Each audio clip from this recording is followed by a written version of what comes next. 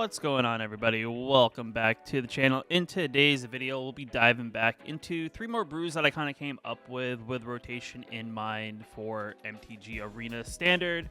It's definitely one of those things that as we get closer and closer, I'm getting more and more excited, and I kind of can't wait to see what September brings when it comes to what the possibility of what Standard is going to look like in the near future.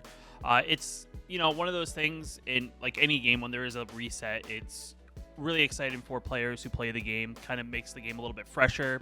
Not saying everyone starts at the same place just because people have various sizes collections, but it's definitely one of those things that as we get near and near, it's cool to start experimenting, kind of seeing what the possibilities are. And in today's video, that's kind of what we're doing for the most part. So diving right into our first deck. And the first deck up is going to be Boros Samurai. Overall, pretty interesting deck, I would say. It's something that I feel like a lot of people played right around the time of Kamigawa, and then it kind of fell off, as is typically a lot of decks that kind of focus around one mechanic or so. It is a deck that you can play warriors in as well, but post-rotation, there aren't really too many good warriors, so we're really focusing on the samurais for the most part. And this is one of those decks that as you kind of attack in, it is a deck that, benefits from you attacking alone. So it kind of works like instead of playing auras or enchantments, you are pretty much playing a bunch of creatures that give that one creature you're attacking in with additional buffs, which is definitely an interesting concept, I would say, over for the most part. The one downside to the deck is that I do think it's susceptible to, say, like a Meathook Massacre kind of removal, as, there are things that give creatures in our deck indestructible, but indestructible doesn't do anything. It's -X/-X. Other than that, it's a deck that can get in and kind of beat your opponent down pretty quickly for the most part, because it is a very low curve. We only have 6 4-drops, and most of the cards are 3-drops and less. It is something where you could probably experiment a little bit with the lands, as we are playing 24. We are playing 4 additional tap lands, and it's definitely one of those things that when we lose pathways, we lose that ability to be aggressive, because these lands that would produce red or white mana now come in the battlefield tap, or pathways we get to choose what color we need at that time being. And we also add in the Sundown Passes, which are coming to battlefield tapped unless we control 2 or more other lands. So definitely one of those things that we can experiment with. The other thing I'm thinking about this is there's that land that came from Kamigawa that you choose a creature type, and it produces colorless mana, but you can tap it to add mana of any color to play a creature of that type, which is another land you could experiment with if you don't want to play as many Windscarred Crags. Though the one downside is, like I said, is it produces colorless mana, so things that aren't creature spells don't get the benefit of producing red or white mana. But nonetheless, it's definitely something I'll probably make the adjustment with real quick. All right, so I made the adjustment real quick. We added 3 Secluded Courtyards. This is the land I was talking about. You choose the creature type. Since we are playing Samurai, we can just say Samurai. And then we add 1 mana of any color to spend this mana to cast only a creature spell of that chosen type, or activate ability of a creature or creature card of the chosen type. So definitely pretty good there, though. Like I said, it does produce only colorless mana for everything else we cast with it. So it's not the greatest for if you have things like Play with Fire, or even our enchantment, or in our Blunder. But everything else, it really benefits for the most part. Like I said, the general concept of the deck is just attack with a singular creature. A lot of our creatures give that additional buff. Whenever a creature attacks alone, it will get like +1/+1. It will get lifelink. We get additional combat step with our big creature, Ryu here, which is definitely pretty sweet. We are trying to be aggressive. We are trying to find ways to get in for that early points of damage, so that when we maybe get to turn 4, their opponent's kind of on the ropes, and we kind of finish them off from there. And the way we do that is we have a couple cards that we can play very early and be very aggressive with. One of them being Reinforced Ronin, a 1 mana 2/2 with haste. At the beginning of our end step, we get to return it back to our hand. And it also has a channeling ability that you can tap to discard it and draw a card. We also have Mothrider Patrol. It's a 1 mana 1/1 flyer. It doesn't seem super impressive, but the benefit here is that it's a warrior actually that we can play in the air. And then we play this on turn 1 and we follow up with a pretty decent turn 2 play. We can possibly attack him for 2. We can attack him and gain 1 life. And in the late game, if we have a pesky creature in our way before an attack, we'd always tap 4 mana and always tap that creature down. But, having additional ways to be evasive in the early game is definitely very good, especially with a deck that focuses on trying to get in that singular attack. If, the ground game gets cluttered up, we have something at least in the air we can do to deal with it. And also in the 1-drop slot, we also have Play with Fire. Deals 2 damage to any target. If a player was dealt damage this way, we get to scry 1. Great removal spell, very good in the early games. A lot of good spot removal, for 2 damage, get something pesky out of our way. It's definitely one of those things that when we kind of go into rotation, as we don't really know what's coming with Dominaria, our cheap removal for the most part in red kind of, gets diminished a little bit. And it's, I think, one of those things, hopefully we get something decent in Dominaria that could help with some of this other spot removal. As our 2-drop slot, the Braid it's an okay removal spell for creatures. but it's not the greatest removal spell, as you lose like cards like Royal Eruption where it deals 3 damage to any target. There's definitely a lot of things we're losing that would definitely help out, but we definitely have some okay replacements for the time being until we really find out a little bit more. Going also into the True Drop slot, we also have the Katana here, great equipment that we have 2 of in the deck, that whenever Samurai Warrior control attacks alone, we can pay 1 mana, and then we get to attach the Katana to that creature for 1 mana instead of paying the 3 equip cost. It's definitely a good card in that regard. It's not something you want to have 4 copies of, though the effect is pretty decent, as I do think there's other cards that we have additional copies of that will definitely benefit a lot more from.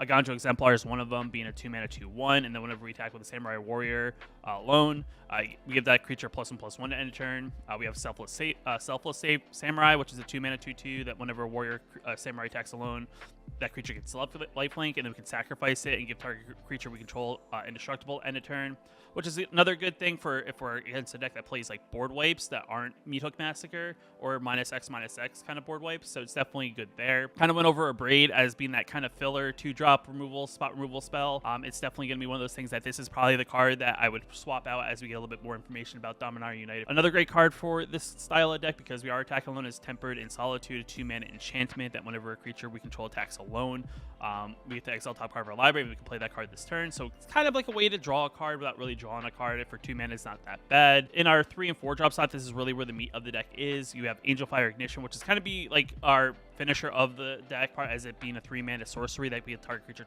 2 +1/+1 counters, Vigilance, Trample, Lifelink, Indestructible, and Hasten to end a turn, and then we can always recast it for 4 mana, which definitely, especially if we can get our other top card of our deck, this is definitely a good like 1/2 finisher.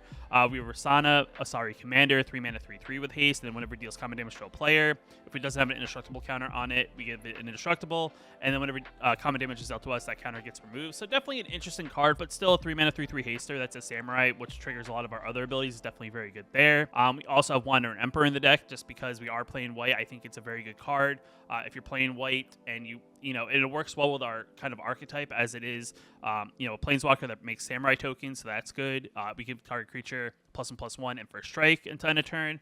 And, if we need to, we can always -2 and exile target tap creature and gain 2 life in the process. So definitely an overall great Planeswalker for even what we're trying to do here. And then the last card is the Ryu Storm's Edge, 4 mana 3/3 first striker.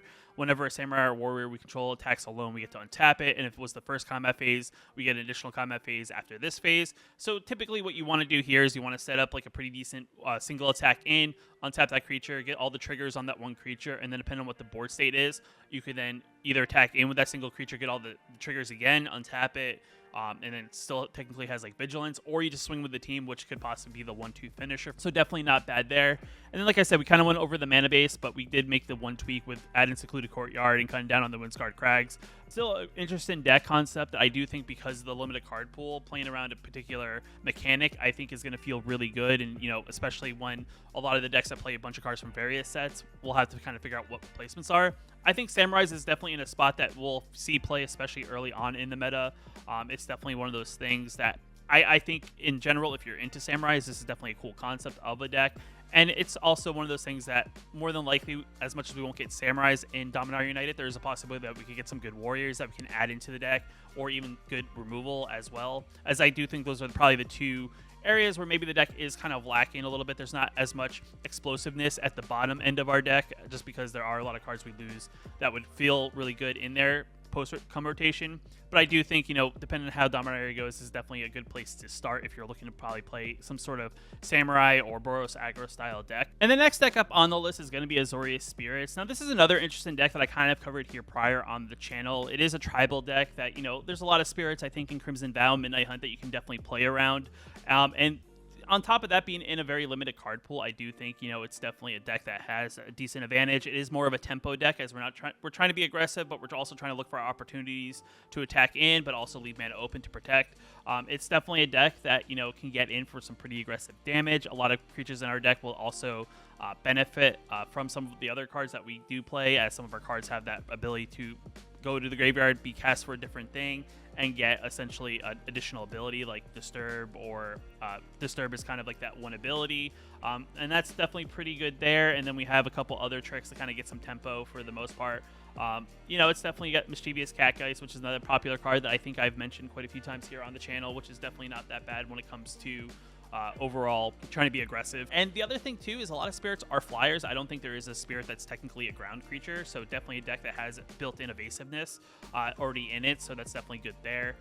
You know, we are trying to play a little bit wide range of spells. The mana base is probably a bit on the tricky side just because, just like the prior deck, it is a deck that, you know, we want to make sure we're hitting our land drops. And it's definitely one of those things that, you know, with us losing pathways, it's definitely a little bit of both. We also are playing the Sky Bridge Towers here, as I don't think there is actually technically, for the prior deck, I don't think there's a Boros version of this. So it definitely, the one benefit is that we get the Sky Bridge Towers. We also playing 2 copies of Tranquil Cove, and because we are a deck that plays around spirits as an archetype, we can also play the Secluded Courtyard. The one downside is you can't play Dennick, technically, I guess, is the only creature I'm looking at it, technically with the Secluded Courtyard, but I believe you can play the backside of it with the Disturbed, so definitely not bad there. But, you know, for the most part, it is a good deck. It is very tempo heavy. It is a deck that, you know, we have some spells that, like I said, gain advantage when they go to the graveyard, you know, so worst case scenario, if you have to play like a Faithful Mendon, you can always discard spells like, you know, Homestead Courage. You can always discard your spells with Disturb, which are definitely not bad targets. You know, another thing too here is I do think this is an opportunity to see a card like Fleeting Spirit see a lot more play, as is a card that benefits us from discarding cards. So, you know, we discard our cards with Disturb. It's definitely one of those things that will benefit us because we get to flicker it off the battlefield in case something happens. If they target it, if there's a Meathook Massacre, at least we could save the spirit. And, you know, other case scenario too is we have open white mana. We get exile 3 cards from a graveyard. We give it for a strike, so not bad there either. It's also, you know, a deck that plays around a lot of tribal ness. You know, we have Geistlight Snare as a decent counter spell in the early game, being a 3-mana counter target spell. Though it does cost less, 1 less for each for a spirit, and also 1 less if control an enchantment, so not bad for the most part. We also are playing Make It Disappear, because worst case scenario, you have to like sacrifice Mischievous Catgeist to make it disappear. You have to counter target spell if you make your opponent pay 4, which isn't too bad, and then you can always play the Catgeist flip side ability, you know, on one of your creatures to kind of get that advantage that way.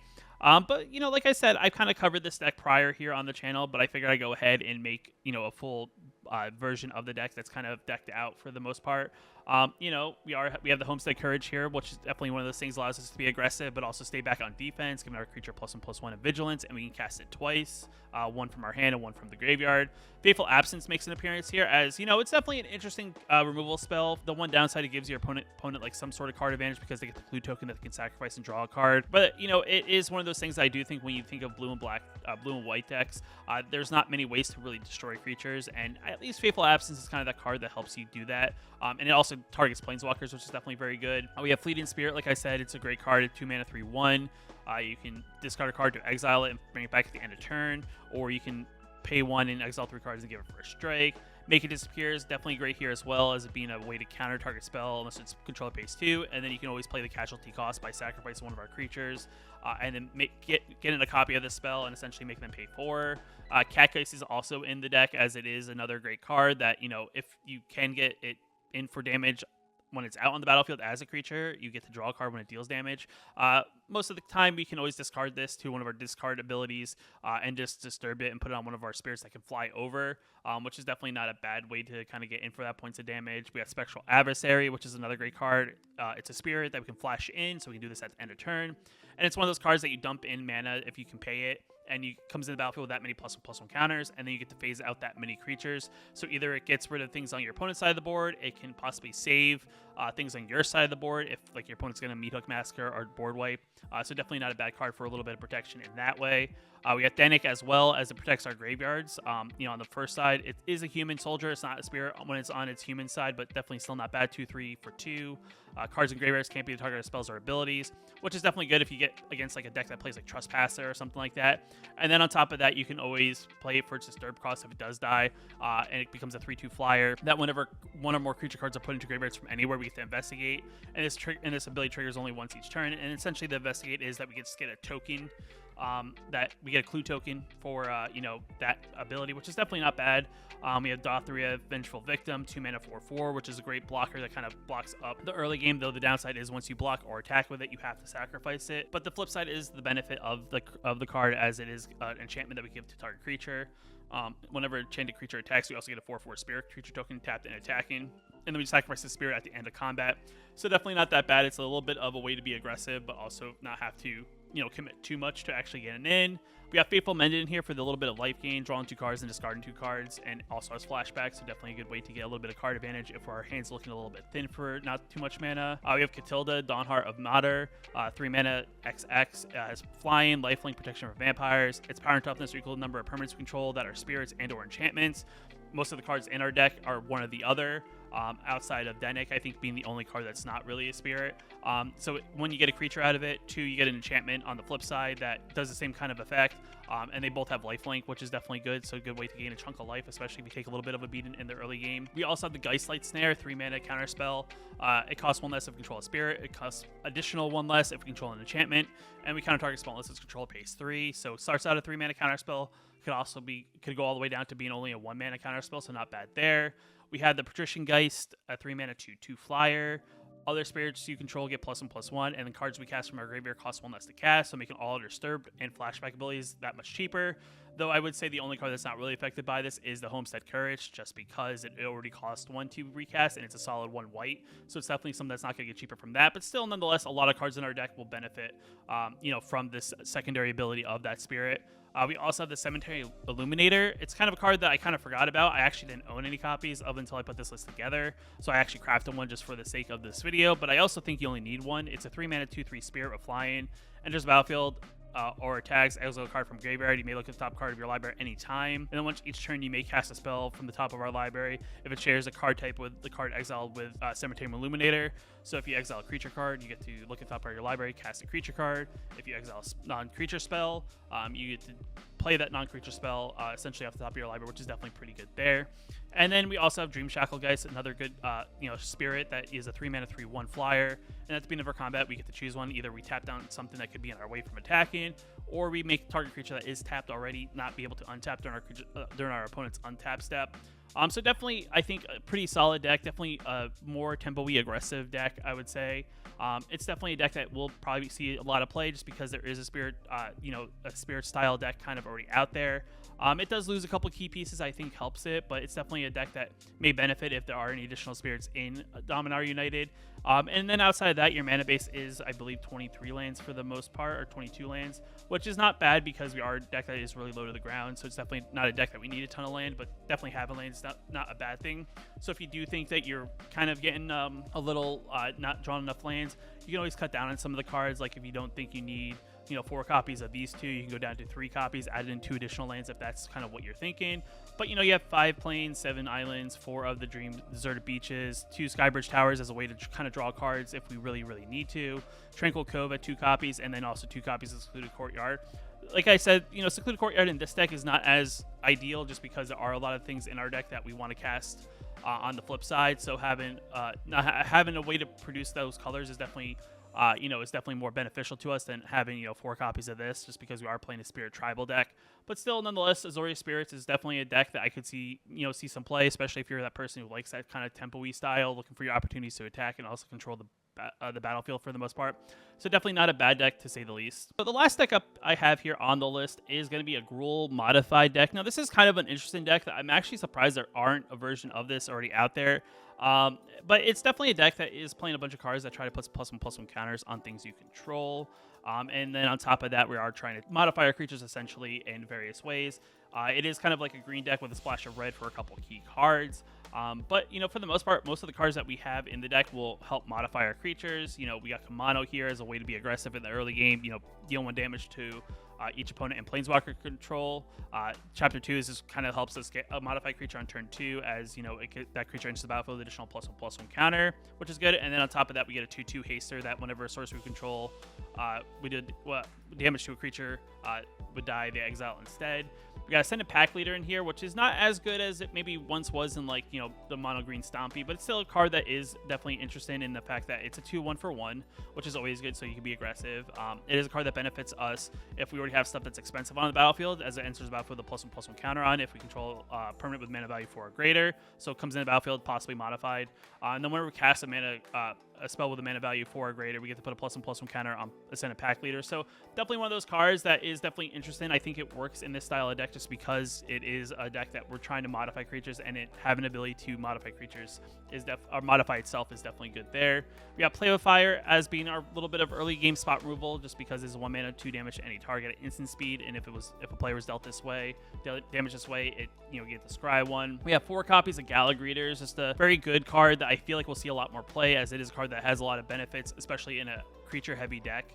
It is a 2 mana 1/1 that has the alliance ability of whenever a creature enters the battlefield, we have to choose one of the abilities that Gala Greeters has. We have to put a +1/+1 counter on it, which is good for our modified idea. We can, create a tap treasure token. So if we want to ramp up a little bit and try to cast something a little bit more expensive, worst case scenario, we can always just gain 2 life. And if we actually are able to play multiple creatures in the same turn, we can do multiple of these abilities in the same turn, which is good. We have Master's Rebuke in the deck, as it's definitely one of those things we lose Blizzard Brawl, so it's definitely one of those things that we haven't really found a good replacement for such a good removal spell. But having a way to have one of our creatures deal damage instead of fight a creature is definitely not that bad. So 2 mana, deal 2 damage to any target. Control target creature we control, deal 2 damage to target creature we don't control, so not bad there. We have Roaring Earth as another way to kind of get like a landfall trigger. Whenever land enters the battlefield under control, we get to put a +1/+1 counter on target creature or vehicle control. And then worst case scenario, we can tap X into green. We can discard it and put X +1/+1 counters to target creature we control. Our target land we control, it becomes a 0/0 spirit creature token, has haste, and it's still a land. So, worst case scenario, we can just discard it for a bunch of mana and make a land into an aggressive creature that's modified as well. Best case scenario, we play for on turn 2, and we possibly pump up one of our creatures every time we play a land afterwards. Fight Rigging's gonna be one of those cards that makes the deck, as it is a great card for a modified deck. It is a 3 mana enchantment that we get to put something underneath it for the Hideaway 5. And at the beginning of our combat, each turn we get to put a +1/+1 counter on target creature we control. If a creature we control has power 7 or greater, we get to play the exile card without paying its mana cost. So definitely a good way to cheat some stuff out onto the battlefield. We have Jungin Defends the Temple, 3 mana enchantment that we get a creature, 1/1 human monk creature token that we can use for a mana tapper. Chapter 2, we get to put 2 +1/+1 counter. We get to put +1/+1 counter on up to 2 target creatures. And then Chapter 3, we get to get the 2/2 creature that whenever a creature enters the battlefield under our control, we can pay X. When we do, we get to put X +1/+1 counters on target creature. And as long as we control 5 or more modified creatures, itself also gets +5/+5 and trample. So definitely a good card that benefits from us being a modified style deck. Then on top of that, we have Kadama, West of the Tree, 3 mana 3/3 Reacher, legendary creature that when modified creatures we control have trample. So given any creature that has a +1/+1 counter or any sort of modification to it, whether it's a shield counter or something like that, technically has trample now if it doesn't already. And then whenever a modified creature we control deals damage to a player, we can search our library for a basic land card, put that card onto the battlefield, tap, and then shuffle. So itself is another great card that helps us ramp up, just because if we can get that damage in, it's going to give us additional lands, which will, if you have something like a War on Earth out on the battlefield, we'll get those additional +1/+1 counters.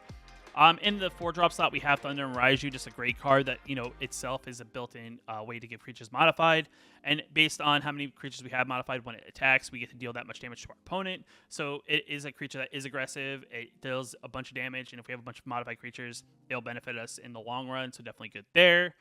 We also have Elena and Elena Partners, 4 mana 2/3 first strike creature. At the beginning of our combat, we get to put X +1/+1 counters on another target creature we control. X is Helena and Elena's power. That creature gains haste on a turn, so wait for any of our creatures that have been played prior to or after it. They can attack in immediately, and if we can modify Helena and Elena Partners, it will get bigger and bigger, which then will give more +1/+1 counters to the creature that it targets with its modified ability. So definitely a good card nonetheless. And then the last card, because it is a card that is a card we want to hit when we hide away, it is Titan of Industry, 7 mana 7/7. When it enters the battlefield, we get to choose 2. We can either destroy target artifact or enchantment. We can gain 5 life. We get a Rhino token, or we can just put a shield counter on target creature we control. So either itself, we can put it on a creature that we think we're going to attack in with, so we force our opponent to maybe block, get rid of the shield counter. And that shield counter counts as a modified ability, I believe, because the creature's doesn't normally have that. So definitely an overall powerful card, and definitely something you can cheat out on the battlefield pretty early if we can get our modified kind of going. And then the lands, are yet again for most aggro decks, or I would probably say this is more of a mid-range deck, as kind of like mid-rangey aggro. But for the most part, it does feel the pressure of losing pathways. But we have 4 copies of Rockpill, dual land. We have 2 Racer's Rings, just in case we need to draw a card if we're getting a little bit thin. We have some forests in the deck. We have Boseus, who endures. We have Sakuzen, and we also have 7 mountains. but nonetheless, still a pretty interesting deck. Definitely pretty aggressive deck. It is definitely trying to do a lot for not really spending too much. And I do think it's probably a pretty decent deck that will see some sort of play. I do think people focus on playing the Golgari version just because you could play Shakedown heavy for, on turn 3, and then put a +1/+1 counter on it with fight rigging. It's definitely a good combo there, but I do think there is a possibility that this deck could be just as good, if not better, just because we have ways to make these creatures that have +1/+1 counters trample with the Kodama and stuff like that. It's a deck that can ramp up pretty quickly and get the things going. So definitely an overall cool kind of concept, I would say, for a deck. It has a lot going for it. It has a lot of good cards, I think, in the format that really help the deck overall. It is a deck that I would say, compared to the other 2 decks, is playing a lot of cards from various formats, not just a lot of sets, instead of just like how the other 2 decks are really playing deck cards from those particular sets for the most part. But nonetheless, all 3 of these decks definitely, I think, are pretty interesting. It's definitely gonna be one of those things that when rotation happens, I'm going to dive in with these decks. I'll see how they do, maybe make modifications to them as we acquire some Dominaria included with these decks. If there are ways to give any of these decks an advantage or benefit, like land-based wise, I definitely will probably make that change immediately. And then from there, we'll just kind of experiment with some of the newer cards that we don't have already and kind of see how they work when it comes to decks like this. But if you guys, if there's any of these decks that have stood out to you, I'll have them all linked down in the description below if you want to import them into MTG Arena, kind of see what you may have already of these cards and kind of work your way towards getting them in the future. If you like the video, hit that like button. Definitely helps out a lot. If you're new here, you want to know post new videos like this one here on the channel, hit that subscribe button. And until next time, I'll see you in the next video. Just want to give a special shout out to the channel members here on my YouTube channel. You can also become a channel member yourself down below the video, hitting that join button. It definitely helps out a lot, and I just appreciate you guys for your support.